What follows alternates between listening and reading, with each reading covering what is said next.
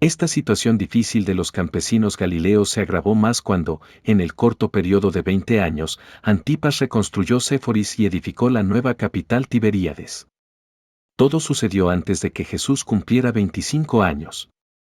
Aquellos galileos que llevaban siglos viviendo en aldeas y caseríos, cultivando modestas parcelas de su propiedad, conocieron por vez primera dentro de su propio territorio la proximidad de dos ciudades que iban a cambiar rápidamente el panorama de Galilea, provocando una grave desintegración social.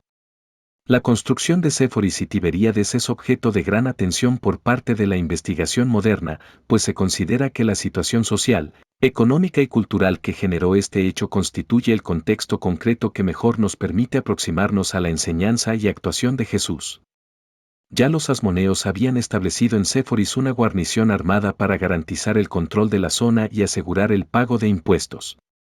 Herodes la siguió utilizando como principal centro administrativo de Galilea hasta que, a su muerte, quedó arrasada por el levantamiento de Judas y la posterior intervención de los soldados romanos. Antipas no dudó en reconstruirla en cuanto tomó el poder.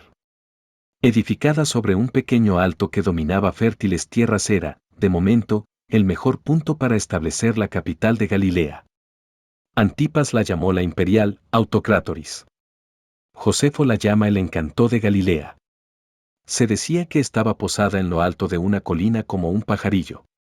Tenía unas vistas impresionantes hacia el valle de Bet Netofá y hacia la vía que unía el mar de Galilea con Tolemaida y la costa mediterránea. Solo lo fue hasta el año 18 o 19, en que se fundó Tiberíades, la nueva y espléndida capital construida por Antipas en la ribera del lago de Galilea sobre un terreno que había sido antiguo cementerio. En el Imperio Romano, las ciudades se construían para residencia de las clases dirigentes. Allí vivían los gobernantes, los militares, los recaudadores de impuestos, los funcionarios y administradores, los jueces y notarios, los grandes terratenientes y los responsables de almacenar los productos.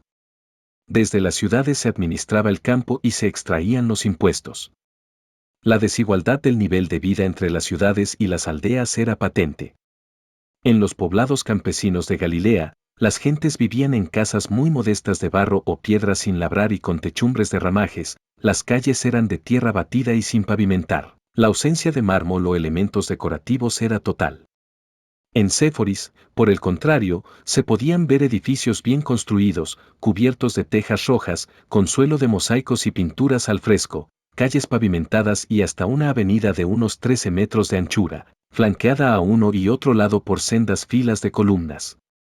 Según las conclusiones más recientes de los arqueólogos, el hermoso teatro es de finales del siglo I, y la suntuosa villa con motivos decorativos que hablan del culto a Dionisos y a diversas divinidades de origen sirio sería del siglo III. Tiberíades era todavía más monumental, con el palacio de Antipas, diversos edificios administrativos y la puerta de la ciudad con dos torres redondeadas, de carácter puramente ornamental y simbólico, para separar claramente la población de la ciudad de la del campo.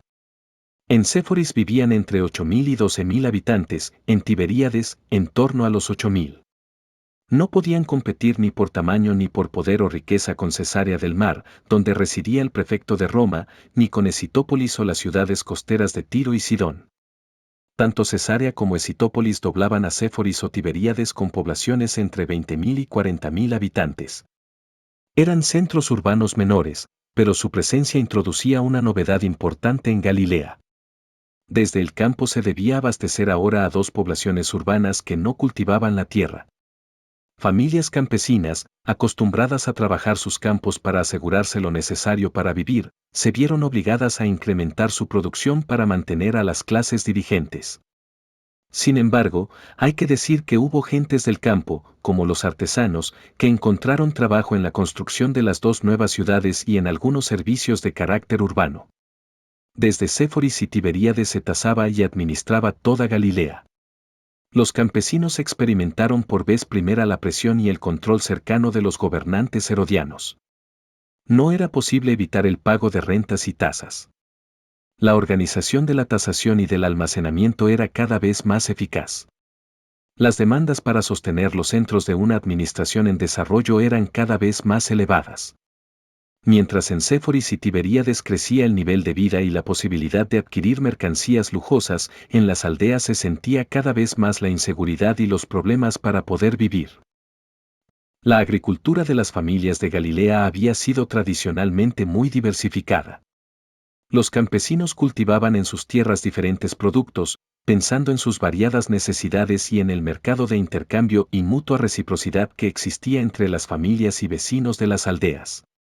Sin embargo, en esta nueva situación se iba impulsando cada vez más el monocultivo. A los grandes terratenientes les interesaba para aumentar la producción, facilitar el pago de impuestos y negociar con el almacenamiento de los productos. Mientras tanto, los propietarios de pequeñas parcelas y los jornaleros quedaban cada vez menos protegidos. Las élites urbanas no pensaban en las necesidades de las familias pobres, que se alimentaban de cebada, judías, mijo, cebollas o higos, sino en productos como el trigo, el aceite o el vino, de mayor interés para el almacenamiento y el lucro. En esta misma época comenzaron a circular por Galilea monedas de plata acuñadas por Antipas en Tiberíades. La monetización facilitaba la compra de productos y el pago del tributo a Roma. De ordinario, en todo el imperio se acostumbraba a utilizar moneda para pagar a los soldados. Por otra parte, permitía a los ricos acumular sus ganancias y asegurarse el futuro para las épocas de escasez. La circulación de la moneda estaba bajo control de las élites urbanas y favorecía a los más ricos. En concreto, las monedas de oro y plata se empleaban regularmente para acumular tesoros que servían para adquirir honor, reputación pública y poder. Solo en las ciudades se podía atesorar. El término arameo maón significa lo que está seguro o lo que da seguridad. Según Jesús, acumular maón es incompatible con el servicio a Dios. Nadie puede servir a Dios y al dinero. Las monedas de plata servían para pagar el tributo imperial por cada persona y los diversos impuestos. Las monedas de bronce se utilizaban para balancear el intercambio de productos, era la moneda que manejaban de ordinario los campesinos.